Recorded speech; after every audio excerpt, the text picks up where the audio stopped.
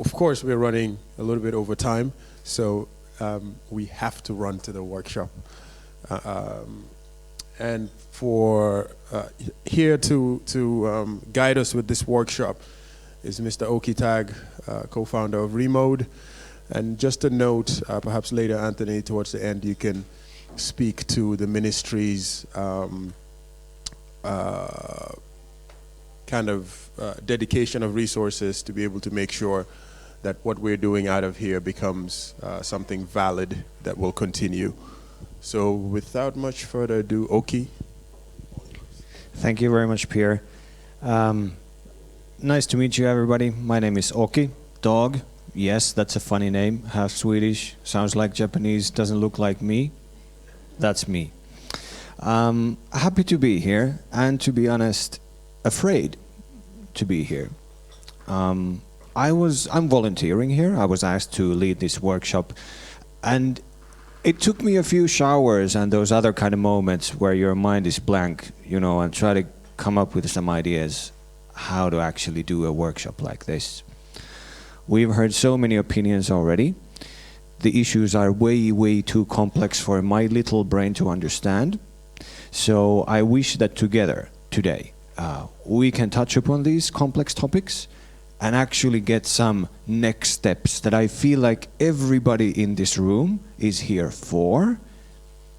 But also, those next steps have been incredibly hard, incredibly complex to try to figure out what the hell should they be, can I contribute, who should contribute with me, and so on. So these complexities we're going to tackle today.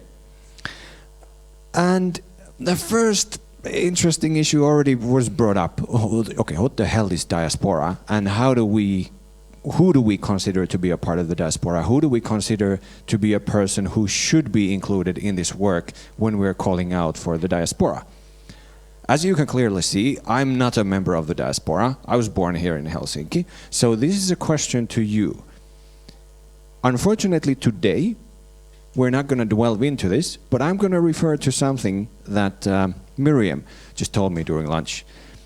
That in the Think Africa opening week, the youngsters, they weren't identifying themselves as diaspora. And by the youngsters, I mean parents of African descent born here in Finland. They were identifying themselves as, was it Afro-Finn? Afro-Finn. To be honest, that was a new term to me.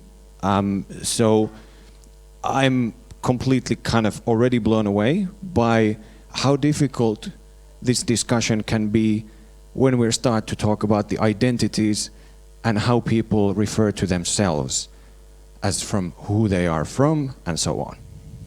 So I'm just kind of introducing the complexity of this whole thing, and I try my best to understand the frustrations that come and kind of appear from this complexity. And that's why our topics in the beginning are as follows. We want to vent a bit. We want to show our frustration, and I want you to welcome to show that frustration, to show those feelings, to be open about them. Like, I'm working on this, and I felt these frustrations and these obstacles for the past 3 years. Nothing has happened. I'm freaking fed up with it. And I would wish that you voice those, because that's the first part of understanding that we need to build between each other to actually be able to listen and hear other people's frustrations. I would imagine that there are frustrations on the Business Finland side, on the MFA side, on the consultancy side, on just a student side as a member of the diaspora. So feel free. Today we're going to vent them out for just a bit. After getting those frustrations out of it, and hopefully being able to actually listen, actively listen to those frustrations, and not just blaming the other people for them, but actually trying to understand, then we're going to move to this open space part. Open space is a facilitation method where I'm actually going to give the power to you to come up with the topics. And anybody in this audience who wants to discuss that topic with you will see it there on the marketplace. and those people can join you in the table based on the number, discuss the topic, come up with potential next steps, and then see if you and this group that came together around the topic will take the next steps or not. So it's a natural way to figure out who give a rat's ass about a certain topic and are they willing to take it forwards. So in this case, the ball is in your court. And then if we have time, we'll take a break, and then we're going to discuss the results and figure out the next steps. Any questions at this point? If not, venting it is. But before we go there, I touched upon a few of these topics already, the complexities of this. And I apologize for the huge amount of text on this. I'm going to give you a moment to read it later. As mentioned, the topics are super complex. That means that there's naturally frustrations involved. We're just human beings. On top of that, we are of course rooted in our own beliefs, in our own cultures. And that makes it super difficult for me as a Finn to understand, for example, sometimes Pierre's Gambian cultural ways. It is difficult for me. I sometimes I don't understand that when he says something, I need to figure out that I didn't actually get this. Pierre, can you help me understand what you just said? And I think this is quite important on both sides, that we acknowledge that it's fine not to understand. That's the basis of the communication today, that we acknowledge that I might come from a different background and I might be speaking with different terms, different body language, and that's fine. Okay. Stepping outside of this, our own safe realm that's we've been brought into the culture, into the language and so on, can be scary as hell. That's human.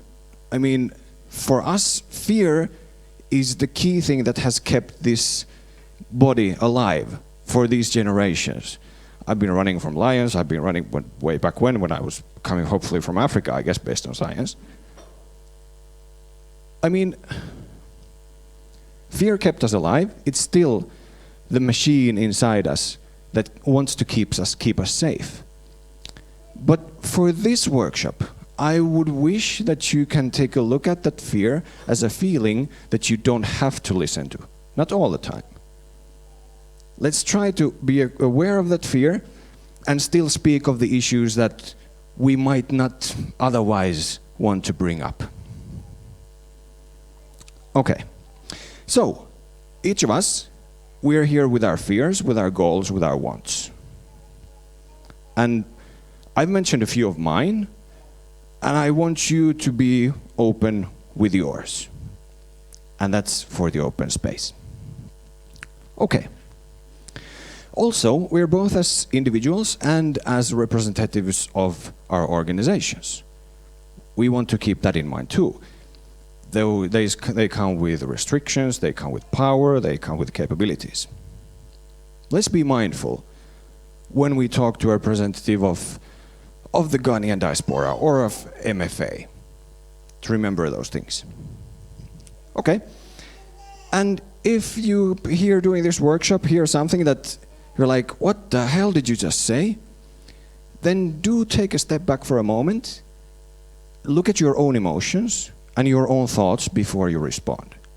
That gives you a moment, a barrier of actually engaging in dialogue, because you're not just letting the monkey mind run your behavior, but you're actually taking a step back, taking a deep breath and thinking, okay, that made me angry. Why is that? Hopefully that will help us in dialogue. All right. Last things to remember, there are things we can affect and things we cannot affect. Coming back also to our roles. Christopher, for example, cannot with a snap of his fingers do X or Y or Z. He's actually very limited based to the plans and everything that he's been kind of given with, as an example. But we also want to remember that actually we're here to move forwards. Each of us is here because we're interested in this. we're actually vetted in this. So let's try our best, communicate, learn from each other, and see where we can go. Let's start with the venting part. 5 minutes with our computers. Here's notepads. Hands up if anybody needs one. Write what you're working on right now and focus on 3 things. The frustrations of it, the obstacles that you have had or have currently, possible prejudices that you have, and then also what you're thankful for. Let's go 4 minutes. We're trying to get ahead a bit further. So we have 4 minutes, and then we're going to discuss this part a bit. Thank you. And hands up if you need any paper and pen.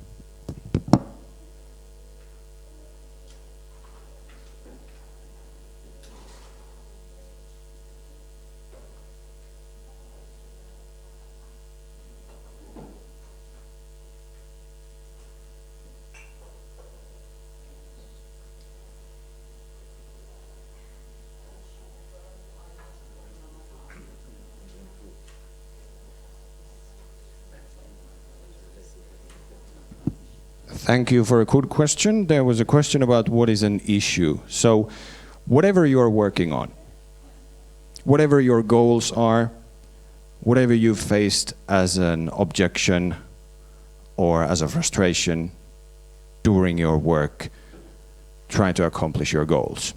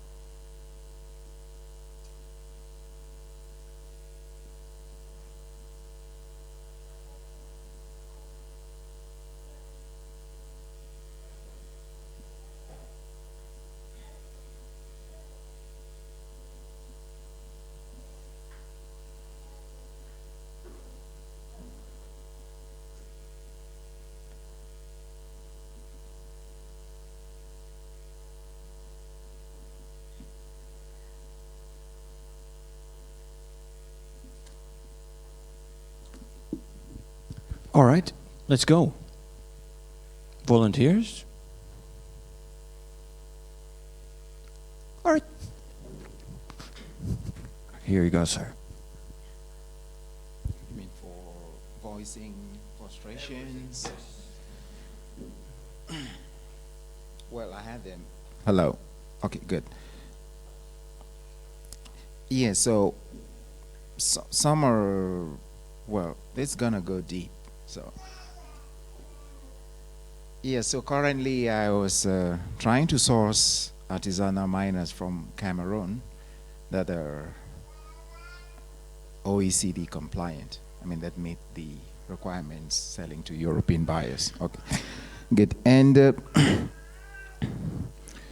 one of the frustrations I've come across is that even before we get on to selling these products to whoever wants to buy, first and foremost, the business has to be built with a philosophy. Because from the philosophy comes the policy.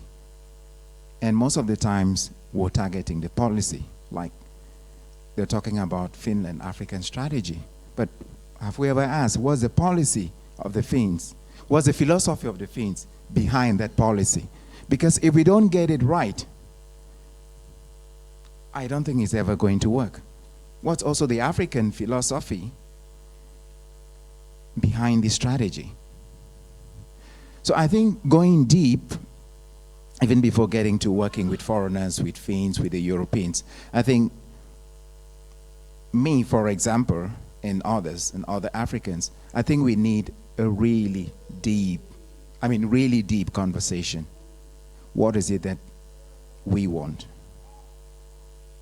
Because until we have this conversation, then anything that comes after that would work or would not work. So that's one of the frustrations I've had, like building a business with a philosophy in mind. I mean, people build businesses for 4 reasons. I mean, one is legacy, the other one is lifestyle, some of it build them to sell. But if you build with a philosophy, then it's gonna go across generations. And we also have to think that, I mean, we have to be the sacrificial lamb, because to generate wealth for generations, someone has to sacrifice. Someone has to live below their means so that our children and the children's children then will benefit from that. Because sometimes I ask the questions that if those who build this country like Finland, I mean, the street that we use every now and then, like Mannerheim-Intje, I mean, if you've gone through the story and the world wars that were fought, I mean, these are people that took a step back and like, hey, we have to stand back and fight so that we can build a better Finland for tomorrow. And the same goes for us as well. So these are some of the things that is getting me frustrated.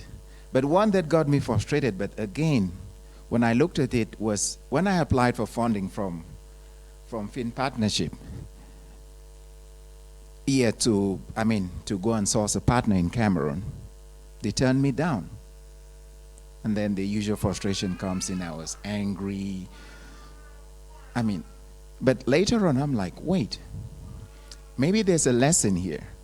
Because in every failure or defeat, there is a seed of success that's gonna follow.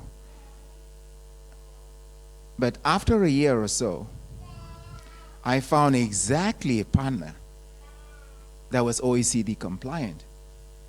And it's someone I'm willing to work to, because someone that has lived in Europe, went back to Africa to solve the same problem. So already that connection has been established. And after a year or so of frustrations, I mean, I sleep at night like a baby. So these are some of the frustrations I have. And I hope that today, I mean, even before getting to discussing the policies, we have to take a step back and talk about the philosophy. Because behind every policy is a philosophy. If we get that right, then I think we are on the right track. Thank you.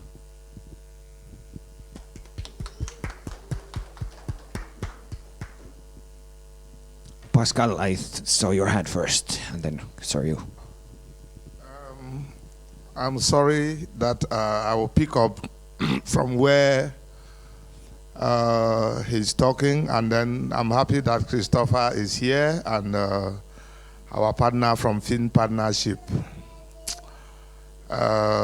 is here. He's talking about philosophy. I will talk about theory. So I wanted to find out, what is the theory that informs this policy of retrospective payment? Because it can be very frustrating. That's part of the frustration. Retrospective payment. I don't know if the same with Business Finland, but I know that Fin Partnership applies that.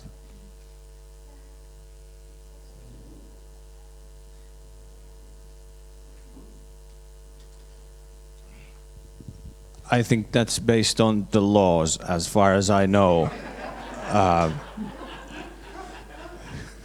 But Pascal, I want to give you a high five. I'm going to do it right now, because that was a frustration. Well done, sir. Okay, Gilbert has talked about policies, he's talked about theory. I'm going to go to practice. And the topic of this whole seminar is about closing the gap. The question I ask is closing the gap between who? Which what are we closing the gap? Which gap are we closing? And it brings me back to some of the wordings that I see used. Diaspora. What does diaspora mean? If we want to go into that definition, then we have to go to some historical context or social construct or even politics. And it's a question that I don't think that we'll even be able to answer. But I think what is very important for us, practically, is look at our own context. When we talk about the diaspora in what context? What we are working on. And if you look at that, we're talking about the issue of Finnish-Africa cooperation. So instead of using the word diaspora, which is a very vague and so much open term, why don't we talk about those who are actually involved in this Finnish-Africa, or those who are willing to be part of it? Because not everybody. I have a Finnish friend. He lives in Namibia. And he tells me he's an African diaspora. So it's a mindset. It's not really color. And the funniest thing that what we do is that when we talk about diaspora and we leave it so open, it becomes a challenge, even when we start working with different institutions. Because when you talk about diaspora, you talk about, in some contexts, you talk about diversity. But if we're talking about Finnish-Africa collaboration or cooperation, and we just talk about, okay, yes, the best way is just to make it diverse. Let the whole network be diverse. Does it mean that somebody who has my color is automatically an African expert? We see that happening a lot. Because when some institutions want to just create this perception of being, international, it just means getting somebody who looks like, even if that person doesn't have the skills, doesn't have the expertise. My children are born here. They know nothing about Africa. Take them and put them in an institution and they'll create diversity in color, but nothing. So we need to narrow down back to who is an expert, who can actually deliver. And that's where we should be looking at, closing that gap between those who can actually impact this collaboration and the Finnish institutions. And it brings me again now to my next point.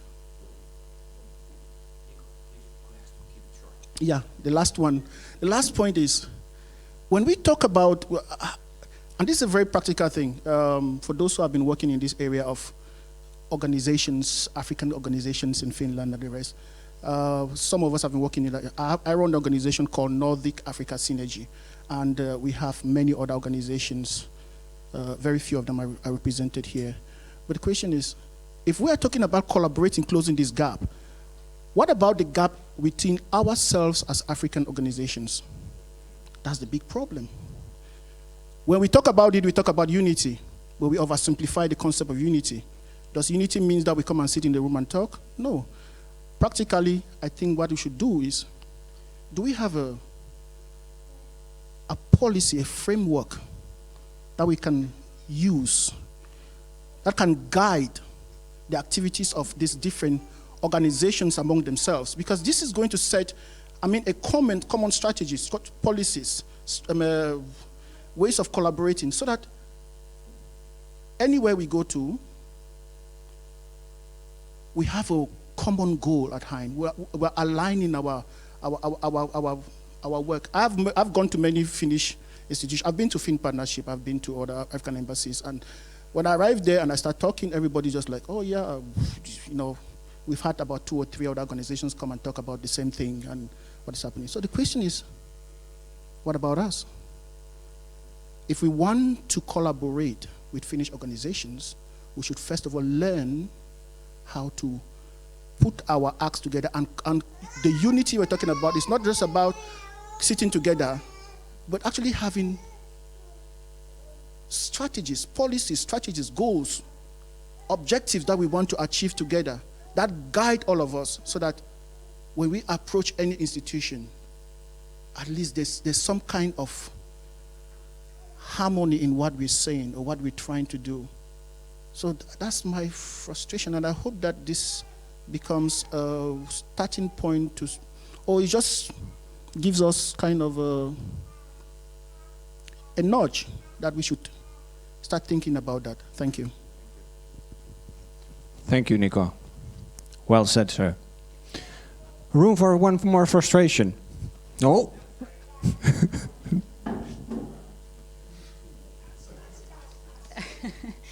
Hi. Okay. Yes, I will. I'll keep it short. So my frustration is not necessarily based in the Finnish context, because I've only under 2 years ago moved back to Finland. So my frustration is more in my professional experience working in Namibia as a half Namibian. And the frustration is around the power dynamics that come with cooperation. So whilst in theory they speak about it being a mutually beneficial cooperation, oftentimes I feel that the power dynamic allows for them to set the precedent of how business is done and how the cooperation will continue. Because Finland has, I'm not saying necessarily only Finland, but the narrative is sometimes Finland is successful for a reason, therefore you need to do business the way we say you should do business. So my frustration is I feel sometimes there's a whitewashing of expertise, there's disregard of local cultures, just because you as the Western or whatever organization you are come with the power dynamic that disregards local talent. That's my frustration. Yeah, I was just wondering, when we talk about frustrations, if this was the right place to say it, because I really wish I had some of the policy makers in the Ministry of Foreign Affairs, for instance. But it boils down to issues, those frustrations boil down to issues like business. There are quite a good number of business in Africa that do not get successful, or projects in general, because of these bilateral issues. When something does not concern Tanzania, Kenya, the long-term partners, then it is almost doomed to fail. This is something which I took a project here from the University of Tampere, a very nice project, how to train university administrators. We built through the HEI project, etc. And this turned out to be one of the best projects that Africa could have at the time. And one of the frustrations was that there was the country where it was going through, there was no bilateral partnership with the country. And the project failed. I met the current Minister of Foreign Affairs. We looked at it in his office, we looked at it, and then at the end of it, he said, okay, but no bilateral partnership. So this is where some of those frustrations come.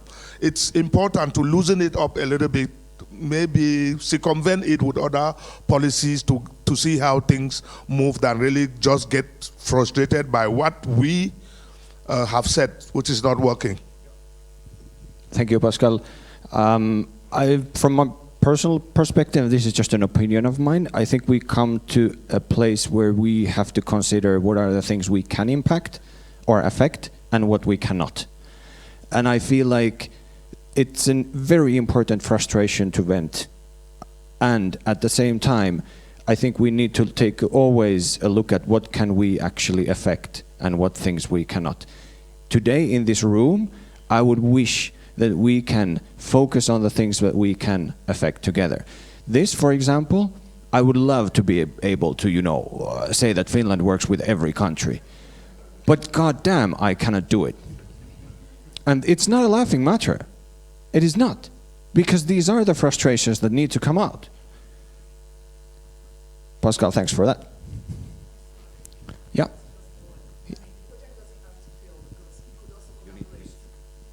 Because, that project doesn't really have to fail because you could actually collaborate with somebody from Kenya, for example. It depends on how you say things. It doesn't mean you can change it, but you could go around it.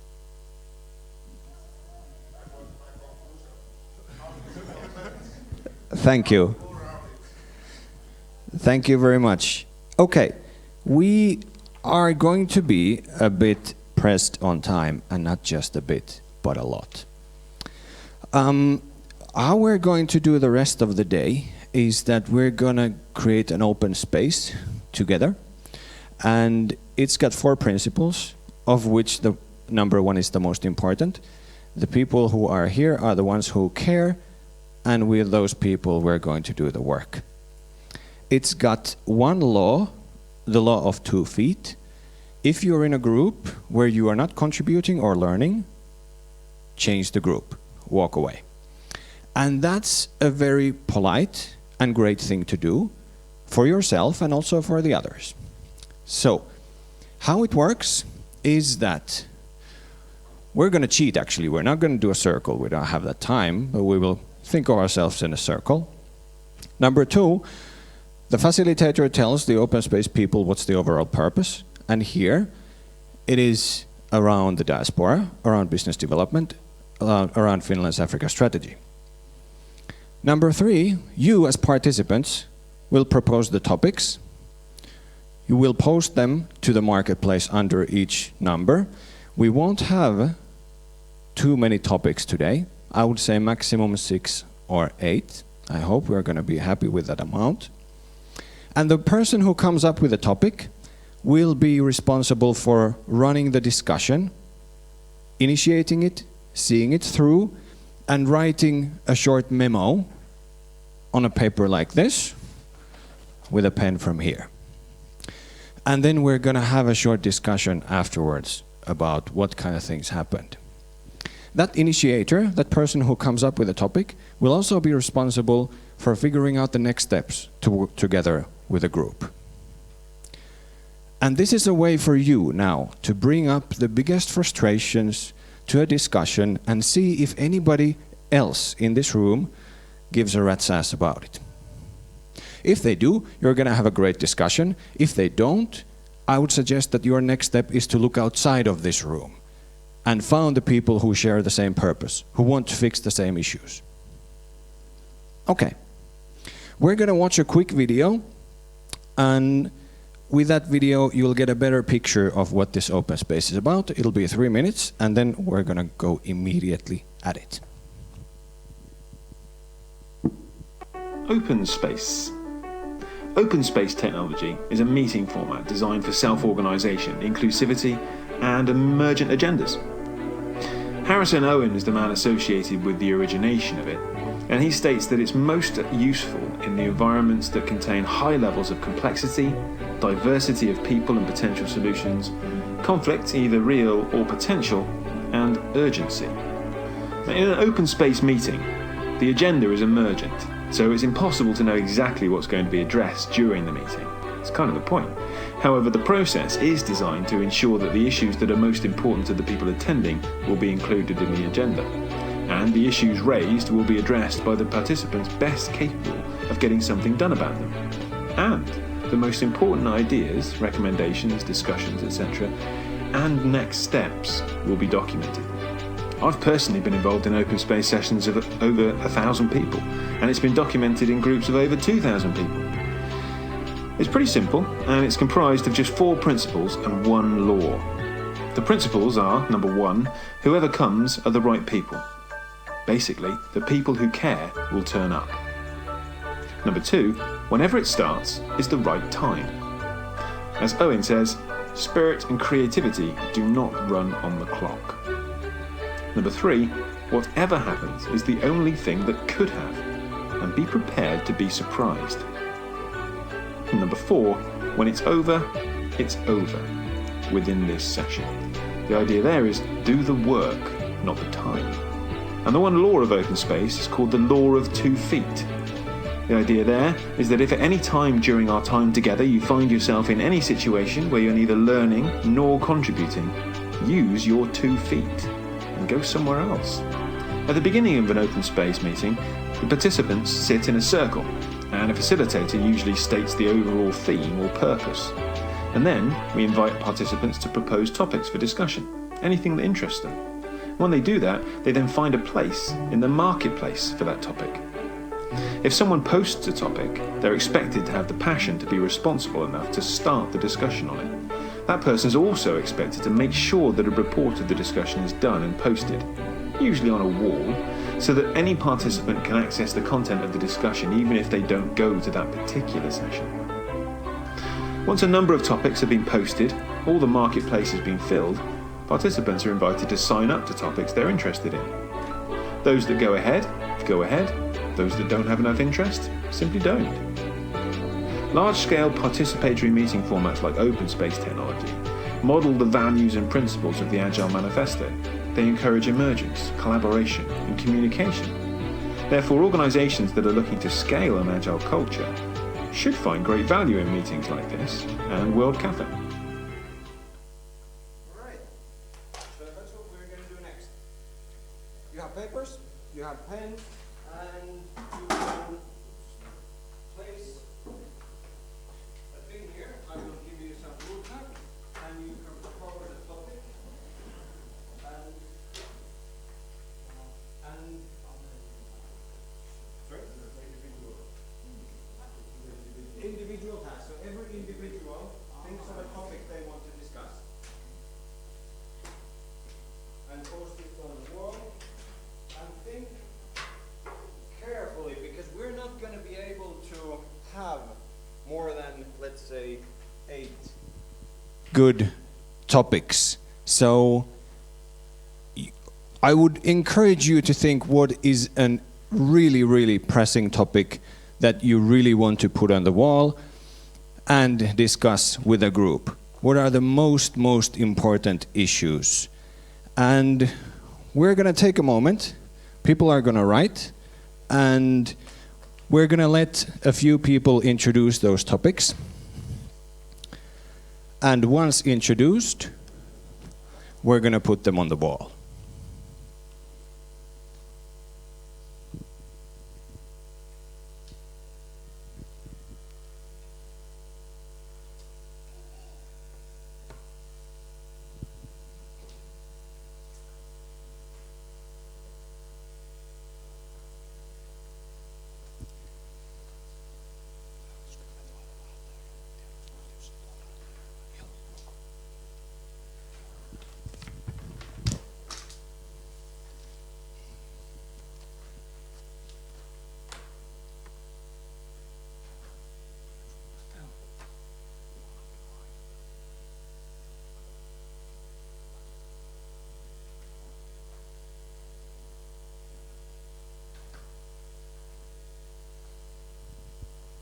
All right, is there anybody who wants to present a topic?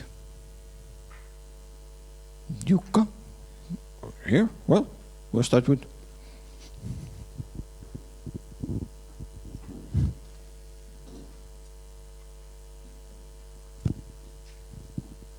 Okay, so I'll just present the topic from here. So the theme kind of is about status quo. Yeah, the status quo of Africans, and for how much longer we're gonna be happy with the status quo that Africans have continuously been recipients of all forces shaping the global world.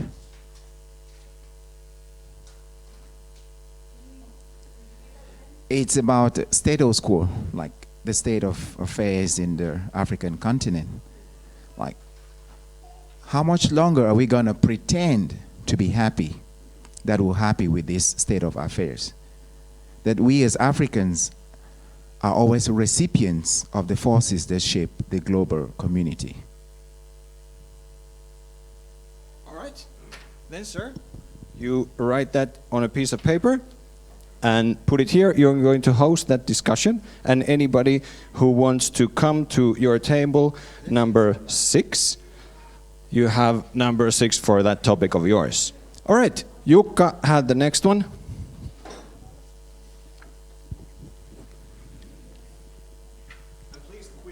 Yeah, this is about the companies' needs to meet. So the government institutions in Finland, and my frustration earlier was that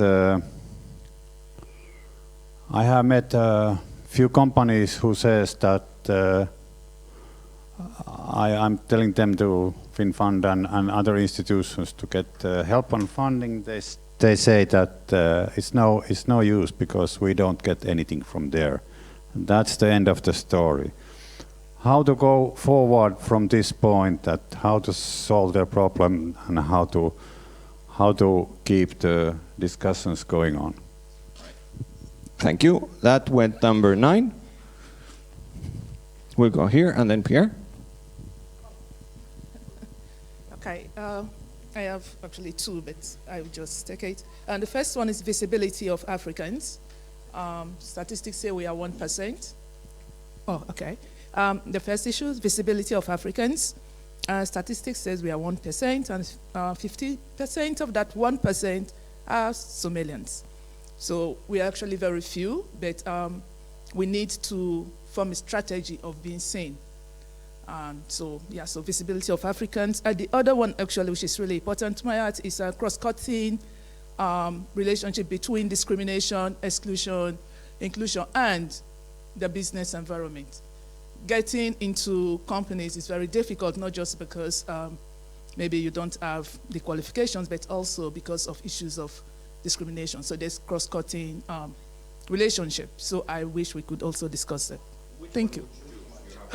Okay, they are kind of related. So let's say visibility of Africans. All right, thank you. Then we go up here.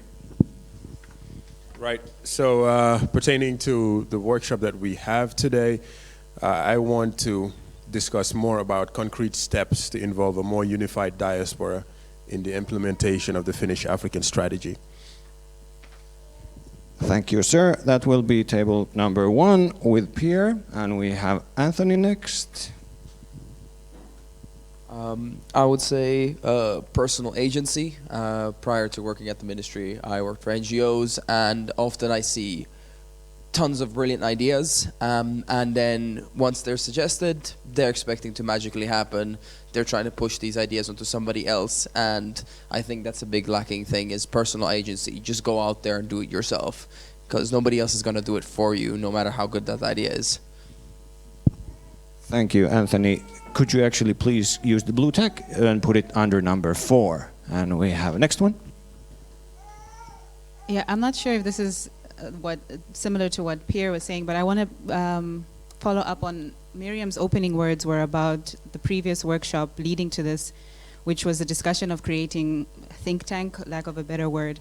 So I would like to discuss exactly how do we start the mobilization of the relevant diaspora to create this think tank. Thank you very much. I will take it to number 11, sir.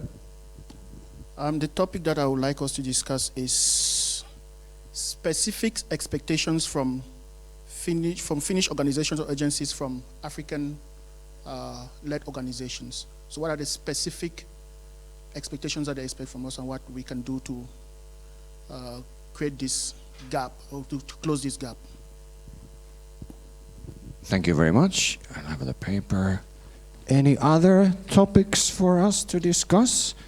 And we'll go number 10 table here. We have 5 topics, am I right? Anybody else? 6, 7 already. Okay, other topics? To be honest, I might have expected a few more, maybe. Anybody? Yes? Yeah. So, well, my topic is kind of related to the think tank idea, or kind of, but I formulated it in a way of division of labor among the diaspora or these Africa-related agencies or NGOs that we have. So I kind of see the from the point of MFA or something or other like public agencies that there's not really, it's sometimes hard to tell who you're going to call if you want to ask about something like, for example, related to the African students in Finland or something like that. Then it would be good to have like a clear sort of lead agencies for different kind of groups that we have here, who would be like the main focal points. Of course, different organizations are working on similar issues, but there's always someone who has like the best expertise, who could be like the main focal point and who could sort of gather the opinions of the other organizations in towards like giving opinions for the MFA, for example. Thank you, Teemu. So this is division of labor among the diaspora. With that, number 7. All right. Do we have others? Only one? Yeah? We are like about 18 here, and we have 7 topics, so we're going to be like 2 to each topic. So, yeah. At the worst or best, it might be that some of the topics don't gather anybody, nobody's interested, and one of the topic gathers a lot. That will actually tell us what we want to discuss. And the people who will be left without an audience will understand that, okay, I couldn't find them from this room. I will look from them elsewhere. And also, if so happens, please use your 2 feet. Go to a place where you have found an interesting topic to discuss.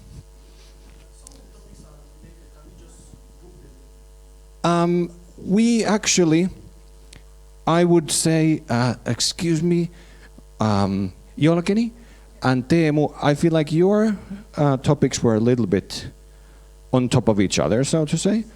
Do you feel like you could, both of you, run a conversation? Yeah? All right. So it was number 7 and number 11. All right. I'll put those 2 together. Thank you, sir. Were there any others that you felt that we had doubles? No. Okay. Then your task is to, if you need to, go check the marketplace. What is your favorite topic that you want to use the next 19 minutes with? Join that table, and the person running that workshop has the accountability of these things here. And we have 19 minutes to go. Please, get up on your 2 feet and move.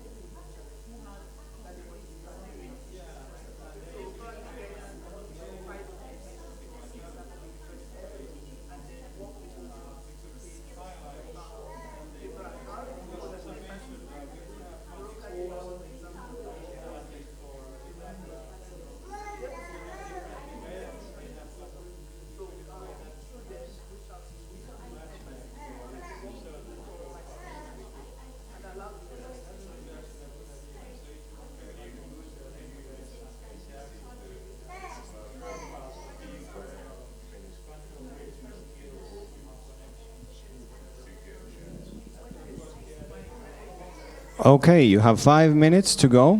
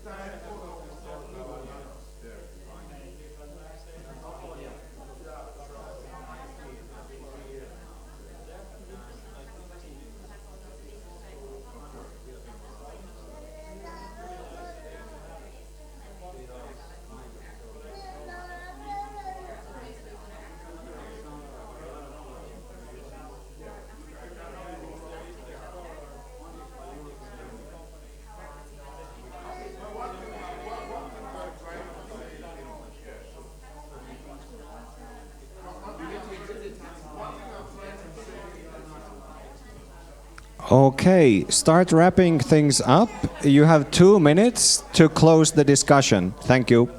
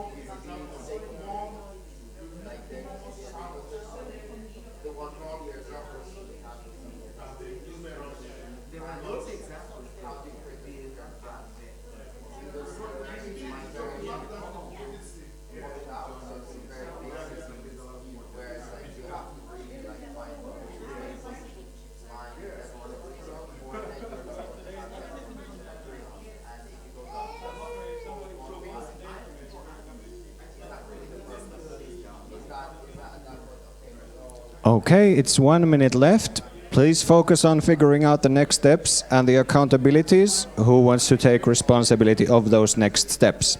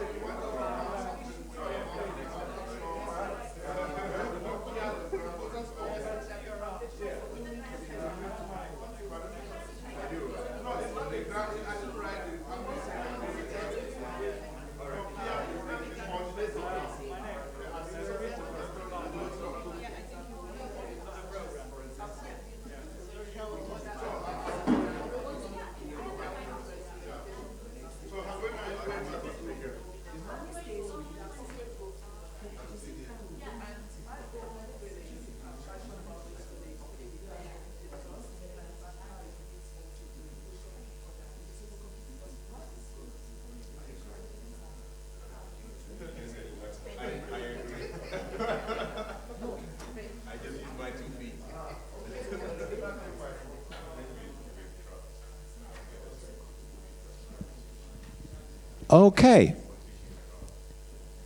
It is time to check out the results and the next steps. Here, was it Jolakeni? You want to present some findings, thoughts, and next steps. And introduce your topic also before you do that. Yeah, thank you. All right, so... Oh.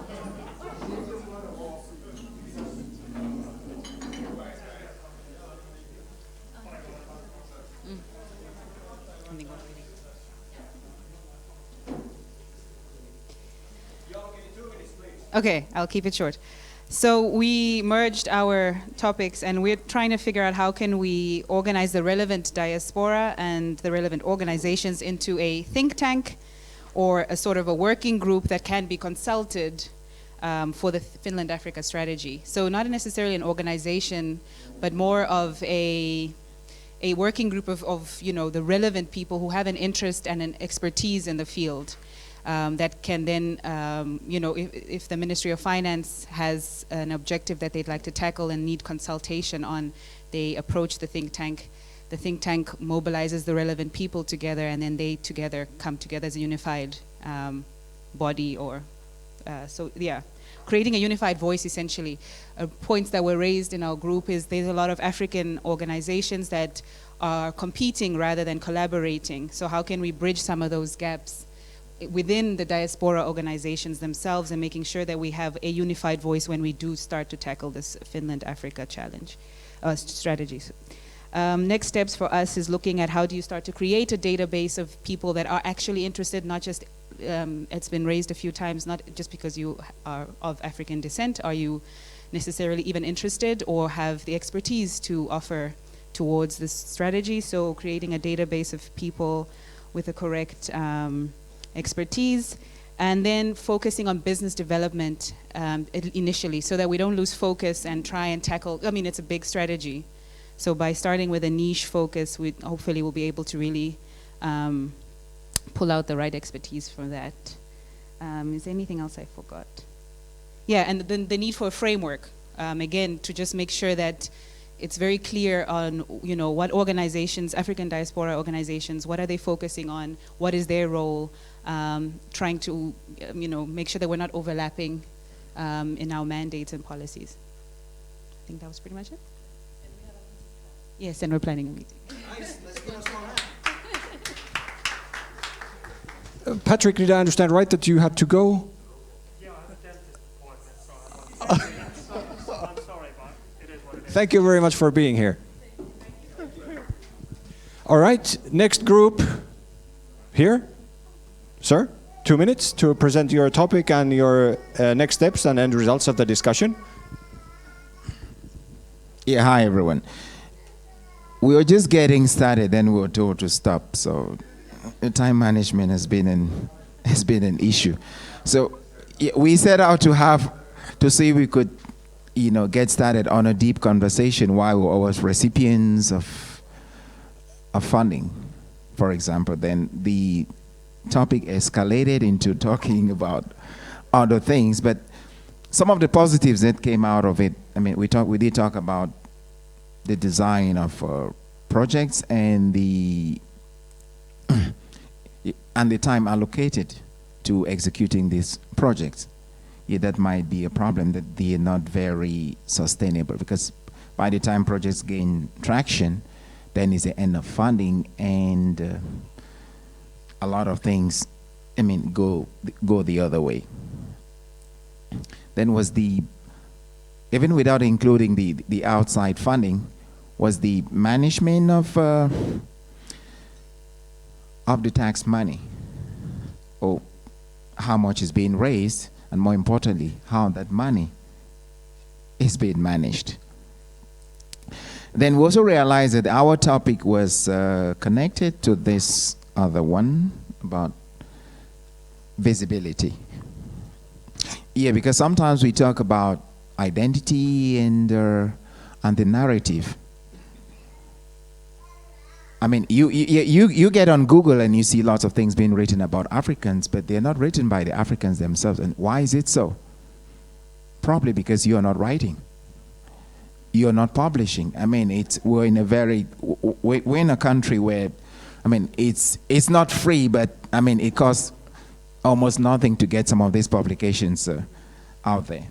And then one other issue we're looking at is the group economy, that we, even here in Finland, we the Africans, we have to leverage group economy. Just to give a quick example here, like if you look at the number of Africans that are here and how much money they save in other banks, I mean, the Jews or the Chinese or the Arabs, they have a different approach to this. They're saving within their own group. And then within their savings, they're buying a house for A, for B, and for C. And from that money, they're paying taxes. So they're contributing, they're elevating the level of the standard of living within the group, and they're also contributing to the Finnish society, which is a win-win situation. So leveraging that group economy, very important. Thank you, Gilbert. We have to move on. Apologies. Next topic we have here. No, oh, okay. Final topic here. There's a topic here too, but I can go quickly. Okay, I'll go quickly because our topic, so concrete steps to involve a more unified diaspora in the implementation of the Finnish-African strategy. It was 3 of us, and none of us used our 2 feet. And what we discussed, so we found out that we were very close to what your topic was, and we talked a lot about perhaps creating a platform where maybe our addition was that there needs to be a verification process to make sure that the people who come in are actually competent in what they're doing. And we talked ad nauseum about the Finnish companies, especially the middle-sized companies, who seem to be a little bit handoffish. about the doing business in the African countries, and especially from Christopher's perspective, how do we engage those middle-sized companies to be more involved? And one important thought process was how do we do something similar to what Fin Partnership was doing to be able to organize these programs where these competent diaspora can actually show very concrete examples of how these middle-sized companies can become profitable or benefit from this entering the African markets. Thank you very much. Last topic. What's going on? Thank you. Visibility, we called it. Visibility. Yeah, you gotta wait. Visibility, we called it, and basically the term was changed to kind of like branding. Why? We want to work on issues of trust, that is Europeans trusting Africans. We want to leverage group capital, people coming together. We also want to possibly set some kind of standard in the future and also benefit from networking. What corporate actions? We decide, we create a team. Then we decide on a team, what we want to, the first event will be about. For example, it could be about education. So we contact people into education in Finland, outside Finland also. And then the next step, we contact 5 to 6 organizations that could be interested. We felt like not everybody needs to buy in, but if we are successful the first time, hopefully you guys will come to us. Next, then we also decide on the supporters. We already have some list of people that will be interested in supporting us, but also even funding. So that is what we are about. Thank you. Thank you very much. And from my side, from the workshop side, I just want to use these 2 words. Thank you for being here. Thank you for being open. Frank, thank you for being honest. And thank you for helping this cause go forwards. And Pierre, I will leave you with a final word. Okay, very much appreciate the workshop. It started like it was not going to go anywhere, and all of a sudden we come up with all these different cool action points. So appreciate your help in that. I'll give the final word to Anthony from the Ministry of Foreign Affairs. They have been working with us on a weekly basis to, kind of organize this event and to make sure that there is continuation, that we are not just talking based on just for fun's sake like we usually do, but there's action behind it. So Anthony has some big promises to tell us. Thanks for putting me on the spot there. On the behalf of the Foreign Ministry, once again, thank you for running this event, and thank you, Miriam and Remote for running this, and on our behalf, on kind of like a promise that we can make for all the participants here is that once you have these working groups going, that we are more than happy to receive any and all resolutions, solutions, discussion points, ideas that we can then also review and comment on and send back so that you have our voice and our opinions. I will continue working with Miriam and Think Africa as a contact point from the ministry, and as well as that we are more than happy, once you have these working groups, once you have these events and whatnot, we are more than happy to contribute and ourselves come to be present, to be joining your discussions in physical form, or if Corona makes it a bit more difficult, then through Zoom or Teams or whatnot, that then you would have us present and our opinions in person, and that you can be physically in contact with us to see what kind of partnership we can make and what kind of ideas we can get out of this. But yeah, thank you very much on our behalf as well. Thank you, Anthony. And with that, our day comes to an end. So thank you, everyone, for participating, for being here for 4 hours. And we look forward to continuing with this. Hopefully, there'll be summaries from Think Africa team and we'll talk about the next steps afterwards, and be in touch with each of you that have been able to participate. If you don't have your email or your link or connection for today, please write it on a piece of paper somewhere and give it to Miriam, and she'll add you to the list. Thank you, everyone.